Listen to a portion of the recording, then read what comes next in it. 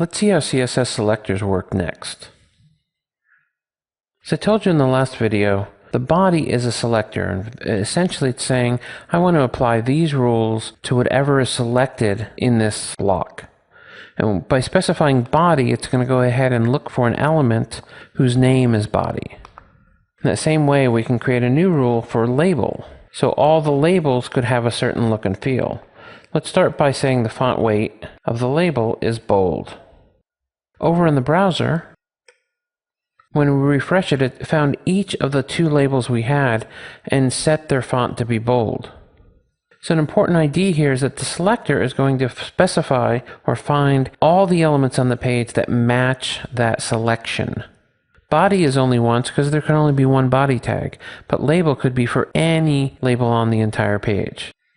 Let's see how this works for input. We have 3 inputs on the page, and we can specify the property of width to say how big it is. So let's set it to, let's say, 150 pixels. In the browser, it makes them all the width we'll want. But of course, they aren't lining up in an attractive way.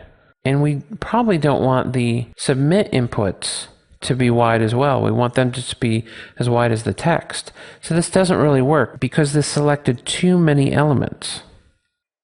What you can do, because CSS are applied top-down, is create an exception.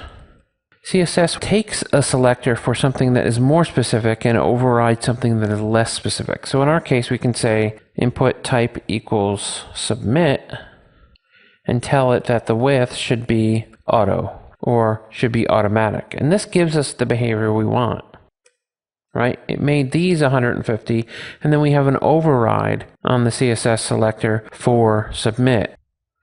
But instead of just overriding submit, this is still going to capture more of the input types that we want. Checkbox and others are going to be wide when you don't really want them to be wide. So instead of this, let's just be more specific here and say type equals text. Now type equals text, let's look at the browser for a minute. We'll see that it still works.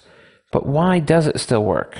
The reason is that the default type of input, when you don't specify it, is text. And so that this applies to that.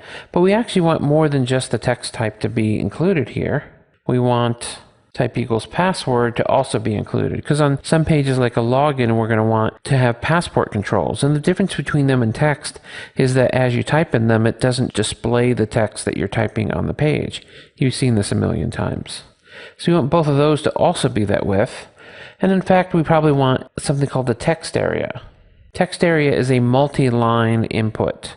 Now don't ask me why it's input, not type equals text area. That would be logical and consistent, but this is HTML, and that's not really the way that HTML works. So this syntax of listing a type and then comma means that we're going to match all of these 3 types and apply this set of rules to it. In our case, that's going to be width. And this is the other way of doing it rather than overriding. And there's going to be cases for doing both, of having a selector that selects a lot of elements and then just overriding the couple things that are exceptions, or in our case, we're going to only make wide the things that are like a text field.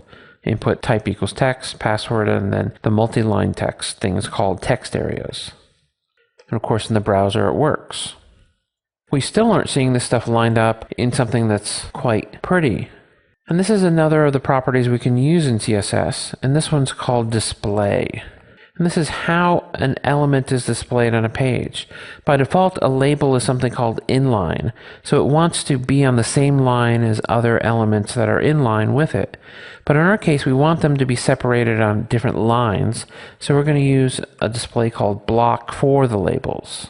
This display block is something that divs are by default. That's why they end up getting stacked vertically one after another instead of horizontally like something that were inline. So by specifying the label as block, the labels get their own lines now, and we're starting to look like a more sensible form. We're doing all of this juxtaposition of how it's being used on the page, all with CSS. We didn't go back and change any types or even force another div around the date and the location. We could have done that to solve this block problem, but it's just as easy to have CSS be able to do it as well. For these multi-part selectors or individual selectors, we can see basically how those work. But what about elements that we want to be part of our conventional structure?